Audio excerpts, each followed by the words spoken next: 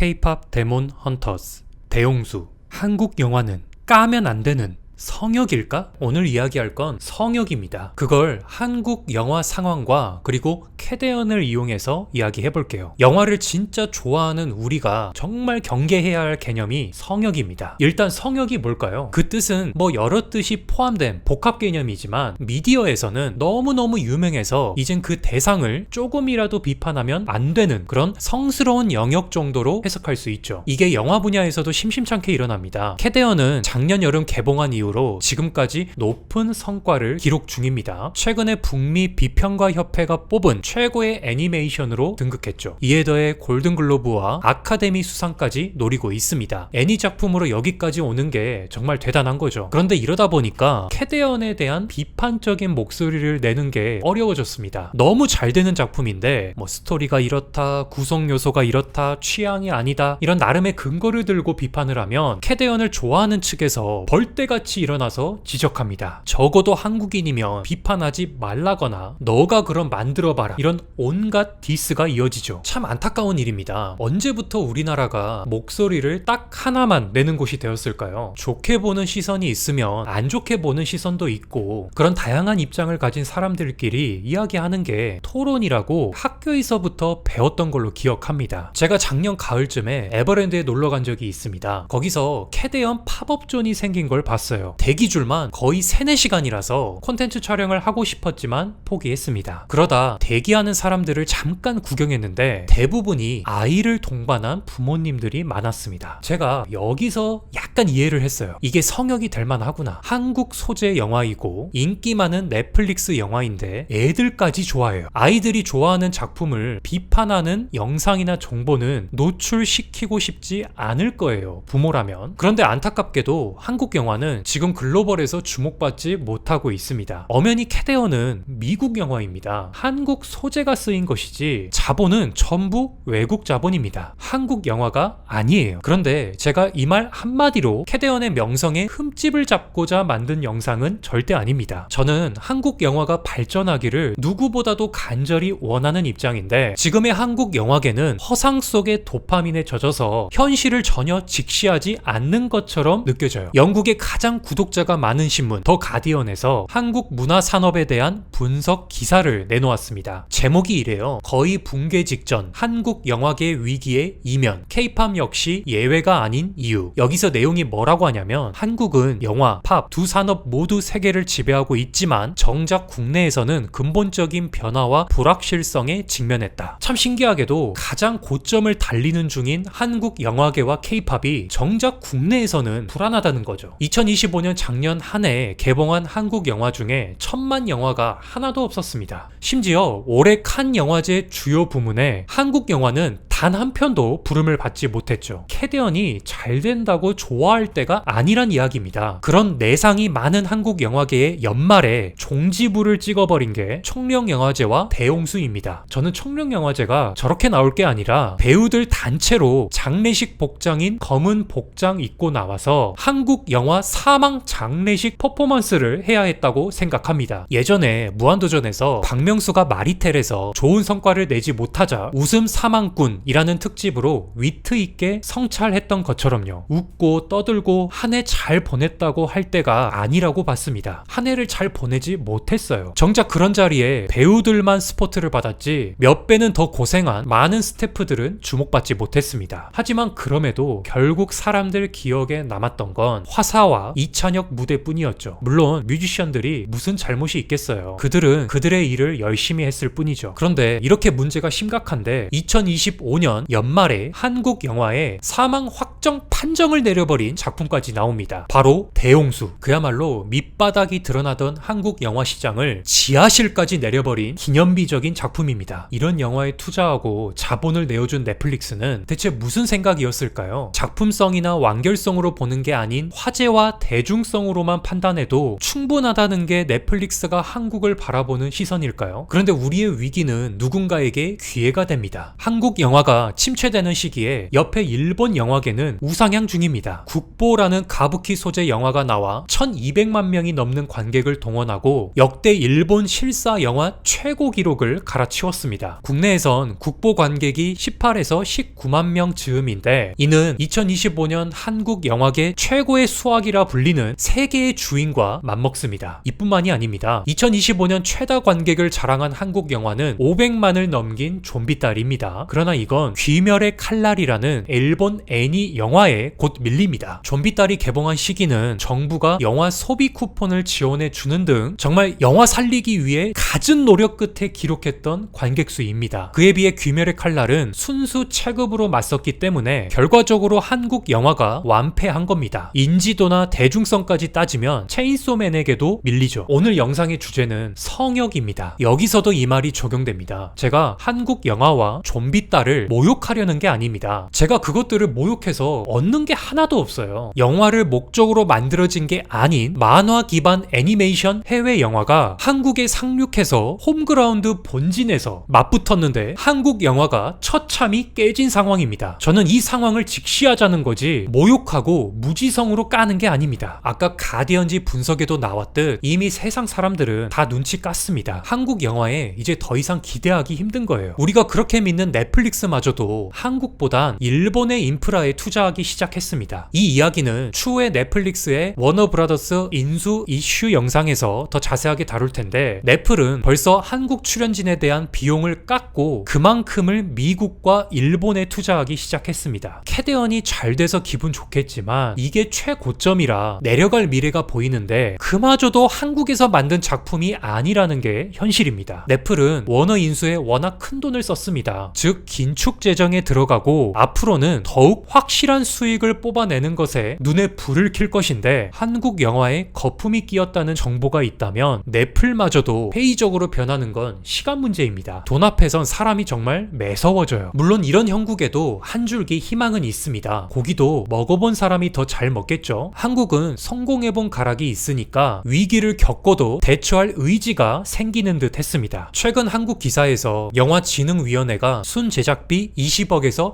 100억 미만, 즉 중저예산 영화에 대한 지원을 앞으로 대폭 늘린다는 소식을 접했습니다. 이 소식을 보고 든 생각은 그래도 이 상황에 대해 직시하고 해결하려고 시도하는 참된 영화인들도 있구나 싶었습니다. 중저예산 영화를 지원한다는 게 자칫 불안정한 투자를 한다는 걸로 들릴 수도 있겠지만 결국 한국만이 만들 수 있다는 참신함과 기획력을 증명하지 못하면 영원히 해결할 수 없습니다. 안정된 거물 블록버스터 한 편에 들어갈 돈을 아직 포장을 까보진 않았지만 톡톡 튀는 아이디어가 있을 잠재력에 투자한다는 거거든요. 저는 그래서 좋게 보았습니다. 늦었지만 지금이라도 나선다는 게 좋았거든요. 더구나 AI 시대가 온 만큼 더욱 기획력의 승부를 걸어야 할 때입니다. 인간이 불편하게 이어온 공정이나 비효율적인 작업 구간은 AI가 이제 전부 대체되고 있어요. 하지만 정작 머리를 쓰고 손발을 직접 쓰는 부분은 대체가 힘듭니다. 미디어와 콘텐츠 산업으로 본다면 결국 그건 기획이겠죠. 아직은 그래도 한국 브랜드가 세상에 먹힙니다. 그런데 이렇게 유명하고 잘 나갈 때 투자자들에게 먹히는 거지 나중에 가진 돈 다 쓰고 가난뱅이 되면 투자자들이 한국 영화에 손 들어줄까요? 옛날에 전쟁을 하다가 협상할 때도 우위를 점하거나 이기고 있을 때 협상이 먹히는 거지 지고 있는 편에서 협상하자고 하면 일도 사정을 안 봐줍니다. K-무비, K-팝이 잘 나가고 있는 지금부터 미래를 준비해야 합니다. 그러면 오징어 게임이나 캐대언 같이 또다시 한국이 문화산업에서 높은 가치를 증명할 수 있을 겁니다. 지금의 한국 영화 실태, 여러분들의 생각을 자유롭게 댓글로 달아주세요.